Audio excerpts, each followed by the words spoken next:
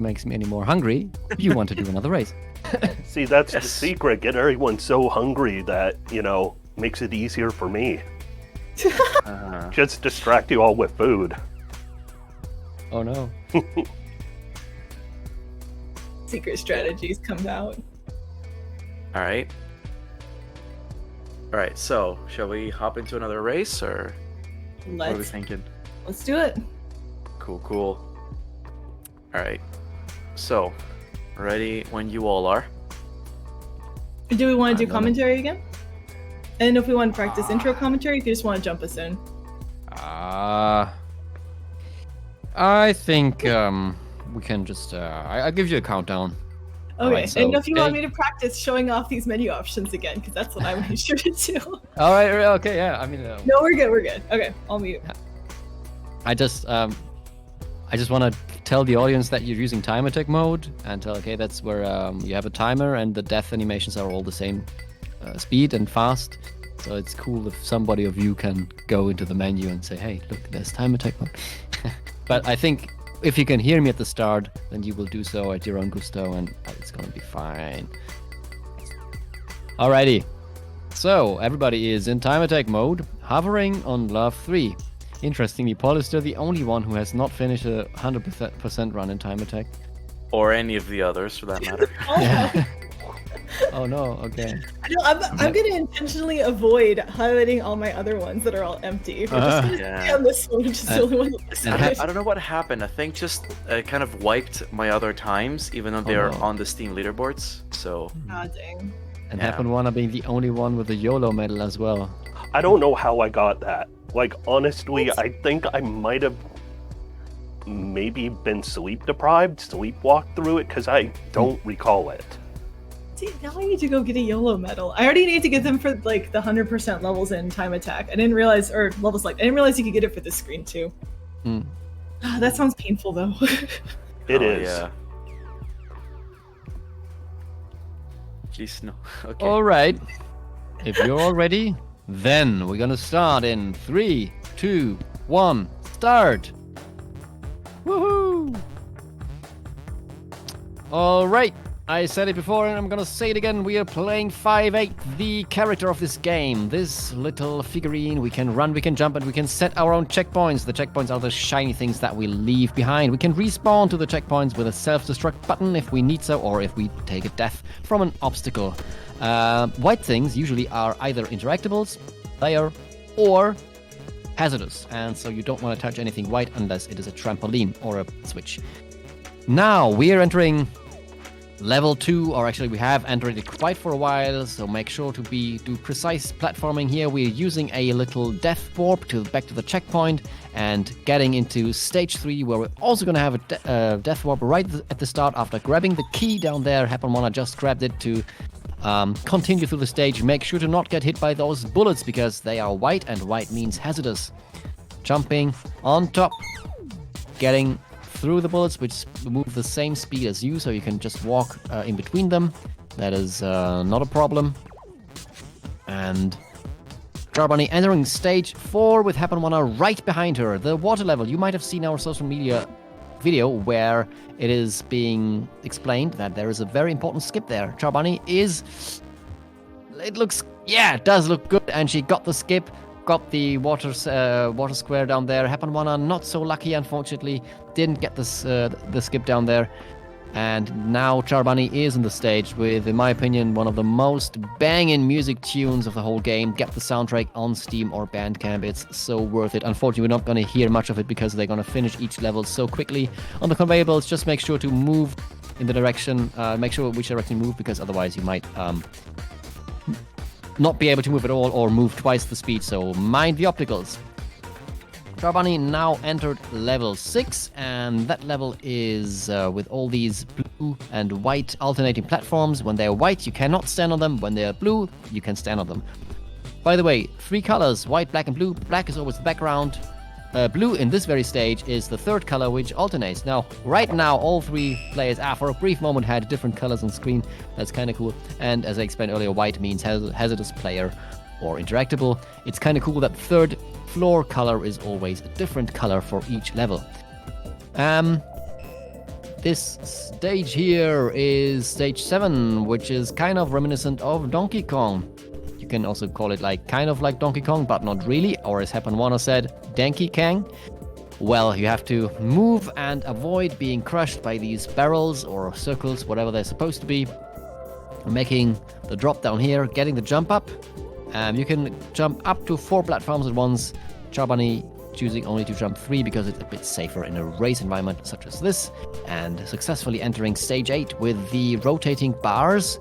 With this rotating mega bar right here, you have to be very careful to not get hit by it. And she made it first try up there. Nice, easy every time. Happen1 now also entering that very stage, with Charbunny getting into the switch stage. Well, the stage where we have to stand on the switches. And speaking of being on a switch, this game is also on the switch. So if you want to play the game on the go, you can get it on Switch or on the Steam Deck if you have one, because the game is also Steam Deck verified, which is also very cool. Now level 10. Here we also have to collect some keys again, doing some death warp abuse, putting the checkpoint back there, and getting down, not getting hit by these barrels, and making sure getting the trampoline, jumping up there, not getting crushed. And now Charbunny is gonna leave a checkpoint up there, getting the key, respawning back, jumping to the left, get the second key, getting the third down there, jumping down in the opening, and now we are in this quite long kind of pinball looking level with lots of enemies, lots of ghosts. This is where we would have donations if this were the real race. Meanwhile, Happen1 is doing the drop to the other to the keys of stage 10, getting the second one and the third right there into the opening and getting through. Meanwhile, Paulister is also collecting keys in the switch level and now setting the checkpoint there, getting the last switch and getting through. Charbunny has just entered stage 12, which is a very long labyrinth-like level. If you know the fastest way, it is easy to do it fast. Such is the way. Of course, if you know the way, she knows the way and got it easily without much issue. Now in level 13, where you can control these cannons with the buttons. The cannons can destroy the blocks. Purple blocks will respawn, white blocks will be destroyed forever, and white blocks also are hazardous, so you do not want to touch them. Getting across there, not getting hit by the ghosts, getting to the final cannons and directing them in the directions where you need them to finish the stage. Meanwhile, Happen1 is doing the final stretch of the labyrinth level, getting across there, skipping the trampolines, done in the cannon level now. Meanwhile, Paulister is doing the last stretch of the pinball stage here. Charbunny has just entered a new mechanic, the helipod. Helipods are incredibly hard to control. She makes it look so easy. They're kind of reminiscent of Fred Wood's game that he made before Love 3, Pull Stereo. So if you're into hard controlling space stuff, check that out. Level 15 that we just entered on Charbunny's screen. It's kind of like a midterm exam. You're supposed to do 4 little challenges here. However, if you take that helipod and squeeze it through the passage, you can actually move it right to the ending, not having to do all of the challenges, getting into the next stage 16. Meanwhile, Happen1 enters the helipod stage 14, and also taking a little death right there by going into the wall. Actually, if you hit something with the helipod, first of all, the helipod will get destroyed, and only if you then hit a hazard, then you will also take a death. Okay, Charbunny has now almost finished the stage 16, getting into stage 17, the final one of the Donkey Kong stages, with the shooting barrels rolling around. Even the color scheme is reminiscent of the original Donkey Kong on the arcade machine, making sure to not get hit by those ghosts there, getting across, jumping, and make sure the final fire bars that they do not hit you, and also that you catch the trampoline far enough on the right side, because otherwise you will not make the jump. Paulister now, taking a death with the helipod. Helipods and Paulister are not getting friends today. This is so sad to watch. Meanwhile, Charbunny has collected the first key in the stage, where the stage morphs took a checkpoint warp back to the beginning of the game, because you can also erase the checkpoint completely and respawn at the start of the level, and taking the helipod to get to the ending. Paulister now at the midterm stage. If he gets this first try, then he can make up some time. But That's not probably happening. the nerves are strong with this one. Hapanwana jumping across the barrels of the Donkey Kong stage. And meanwhile, Charbunny is in sort of an auto-scroller section. These boxes, they move at a set speed unless you're standing on these switches. So you have to make sure to stay in the middle of these boxes because they are white, and white means hazardous. Paulister eventually made it across the helipod in stage 16 now, where cycles are very important to be kept. Doing the jump, getting this smoothly every time, but getting stuck there, not a big deal though. Charbunny is in a very vertical stage now. That is stage 20, where you have to avoid the ghosts, and also threading this needle at the end, getting the double trampolines up, and getting into stage 21. Now here we have these platforms. When you stand on them, they will fall down. When they go up again, they will be hazardous. So you want to make sure that you don't jump in one that moves up. They will never move up when you jump on them, when you stand on them directly, but you have to make sure that that you don't jump into one. These passages get tighter each floor, so we have to make smaller jumps. Make sure to not hit the ceiling there, but Charbunny easily got that. Now doing the final stretch, activating 2 platforms, making the jumps across into stage 22 with these little unicycles with a trampoline on top. The bottom part of these is actually hazardous, so you do not want to hit them. Hapanwana in the vertical stage, trying to not get hit by the ghosts, getting on the trampolines up there, falling down there, and getting... Oh! Charbunny took a death, but it's not enough to set her back in to change the outcome of the race. Now, Hapanwana activating these platforms. You remember, they get hazardous when they move up again. Paulister is collecting the keys in the in stage 18, and also getting the final one into the helipod. Meanwhile, also Charbunny in the helipod, got it there. It's easier to do the final stretch here in the helipod instead of using the trampolines. And in the penultimate stage, actually, 24, getting the maneuvering through the water boxes and through the ghosts in here, taking an extra cycle time. Oh, and actually not making it across here, taking the death. Alright, the drill wasn't in the way, and now Charbunny is in the final stage, kind of like the final exam with lots of obstacles that we have seen so far coming from each level.